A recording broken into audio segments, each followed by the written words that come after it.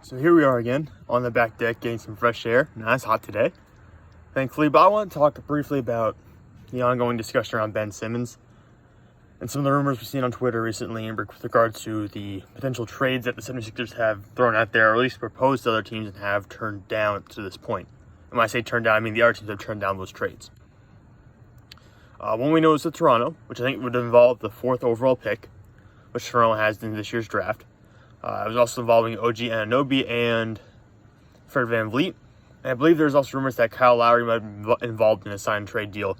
And again, all those pieces have been going to Philadelphia in exchange for Ben Simmons. That would have been a fantastic deal, by the way, for the 76ers.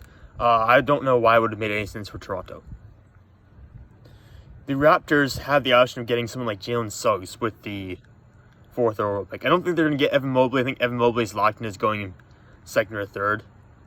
But you have a legit chance to get someone like Jalen Suggs, 4th overall. A do-it-all kind of guy who, I've described as a master of none, but a guy who would do everything at a high level. Defense, shooting, cutting to the basket. Just a great player to be around. Someone you're going to really enjoy being in the locker room with. And I kind of compared him a little bit to Kyle Lowry in the sense that not their games are necessarily similar, but how they will operate as kind of like the glue player on a team. Sorry about that. You saw that bug buzzing right on my ear. But yeah, I think if you had the option to get someone like Suggs or even Green or Mobley at number 4, you're not going to trade that for Ben Simmons right now.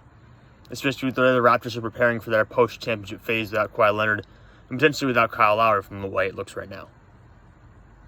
So that deal got turned down by Toronto, obviously, because OG has been fantastic the way he's been able to develop so far.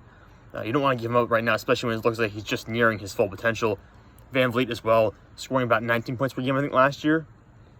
So you don't want to give that for a guy in Ben Simmons who, while he's probably one of the 3 best defensive players in the NBA right now, can get shut down offensively by teams that know how to defend him.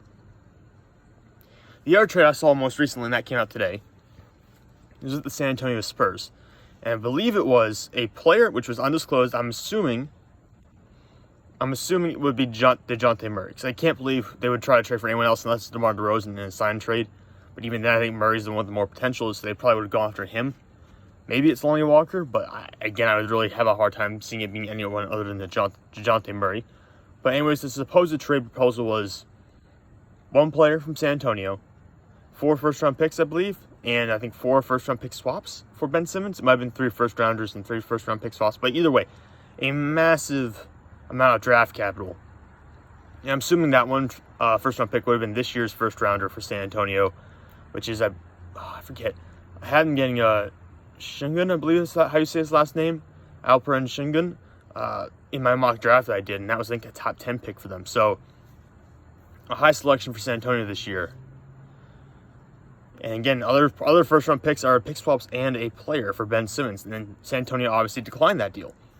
And it makes a lot of sense. I mean, why would you accept that kind of trade package? It's terrible for a guy Ben Simmons who can't shoot threes right now and doesn't really have that great of a mid-range game yet either, and doesn't shoot free throws well. Can he pass? Yes, he's a good passer. He's going to get about 7 assists per game. Can he rebound? Obviously. He's got the size to do it. He can honestly play anywhere from 1 through the 4 at any point in time. Built well. Good finisher on the rim for the most part. Athletic. Great defender. Fantastic. Matchup nightmare for most teams. I just don't see it. I just don't see him developing his game. And there was rumors so far that the 76ers have been unable to get him in person this summer so far. So if you haven't gotten Ben Simmons in person, despite Doc Rivers saying they had this huge plan for Ben Simmons this offseason and how they were going to make sure he got better. Excuse me? Like, what? It's not going the way it's planned, apparently. Now, that's just a rumor. I have no confirmation of that, obviously. But it doesn't sound like it's going in the right direction this summer. So why would you, if you were an opposing team, why would you pay in 4 draft picks, a player and pick swaps for Ben Simmons? You wouldn't. And no team has. And there was just a rumor that came out recently saying that it would have to be a Harden-esque trade to move Ben Simmons from Philadelphia. Meaning the 76ers want a ridiculous amount of draft capital. They basically want a team to act like they're trading for an MVP or a top 5 player in the league. And yeah, James Harden was that. Because I know last year he opened up very slow with the Rockets. And there was all the pictures that made him look fat with the jersey and all that stuff. But then people forget, before he got hurt about midway through the season, he was right up there in the MVP discussion with LeBron. because of how well he was playing in Brooklyn, just how efficient he was, because he wasn't having to score as much as Kyrie or as much as KD, but he was facilitating, and they were really using him to be the kind of guy that glue the whole thing together in Brooklyn early on in the season. So they want to have a compensation like that, the 76ers do, and they're just not going to get it. They just won't. Ben Simmons has not shown the potential to be at the high level. I think I did a ranking previously, and we're going to do a video on this shortly, of the top 25, I think it was actually the top 50 players under 25 years old in the NBA. Now, at the time, Ben Simmons was still under 25. I believe he's now currently past that mark. But Simmons was, I think, 10? Somewhere in like the 9 to 11 range. Because obviously, he's still a great player. I mean, still look, all the defensive accolades he's gotten so far. I think he's been the runner-up to the Defensive Player of the Year twice, or he's been third place maybe 1 year and second place another. He was All-NBA third team, not this past year, but the year before that. So he's accomplished a lot in his career already. The issue is that where do you get better from here? Which is why he was so far down my list of top 50 players, under 25 years old. It's because I see a pathway for someone like De'Aaron Fox to become better than Ben Simmons. Very easily. I can see John Morant eventually becoming better than Ben Simmons. I think Trae Young, in the modern NBA, with the way offense is played and the way defense is played, Trae Young already holds more value than someone like Ben Simmons. Devin Booker arguably holds more value, although I think I'd still lean, I'm kind of back and forth back there right now. Jason Tatum, a two-way guy who's really good on offense, and offense is his primary attraction. Defense is still solid. Not at all NBA level yet, but still decent defensively. Someone like that is obviously more valuable than Ben Simmons in the modern NBA. So you just reach a point. I mean, even Zion Williamson, low post demon right now, just destroying everyone down low. Maybe defenses will eventually learn to defend him, and it will kind of force him to transition his game, similar to how Blake Griffin had to after all the injuries. Maybe Zion will have to go through that phase eventually, maybe earlier in his career than Blake did.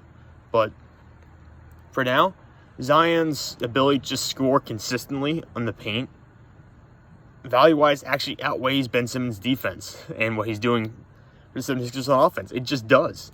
And Zion's younger, and he's got more years to develop.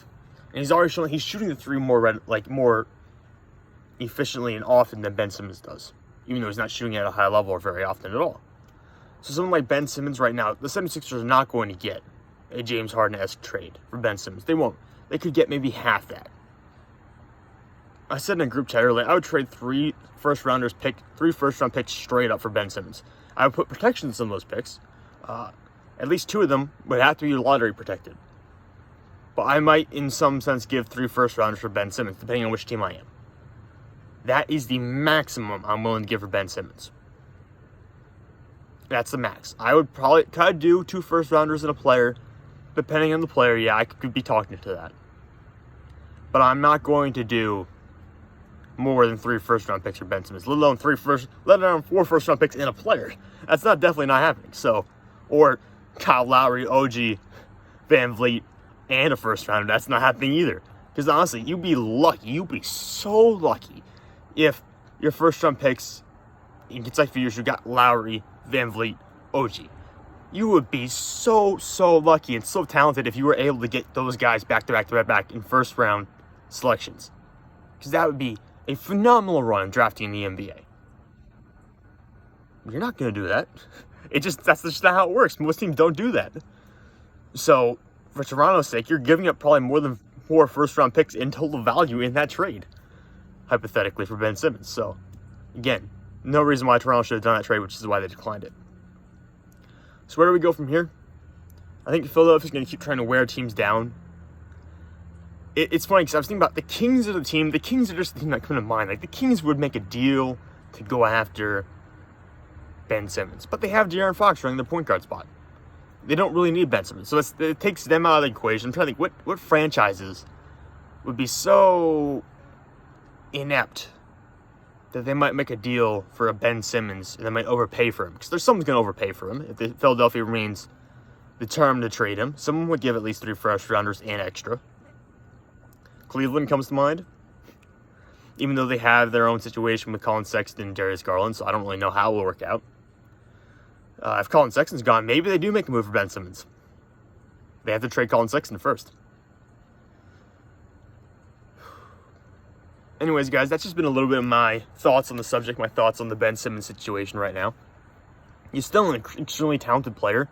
I think we have to remind ourselves of that. He's still probably one of the top 35 players in the league or so. He's still probably going to make a lot more all-defensive selections in his career. I mean, he's already almost been the defensive player of the year twice now. It's just a matter of, can he finally put things together? Because right now he's an offensive liability. We saw that again in the playoffs. And good teams will know how to exploit that. So hopefully he can overcome that. Hopefully he can continue to develop his game offensively, add in a three-point shot, or at least a mid-range shot, fix his free throws. And then you've got a superstar in your hands. But right now, teams are still hesitant to buy in and trade a lot of value for Ben Simmons.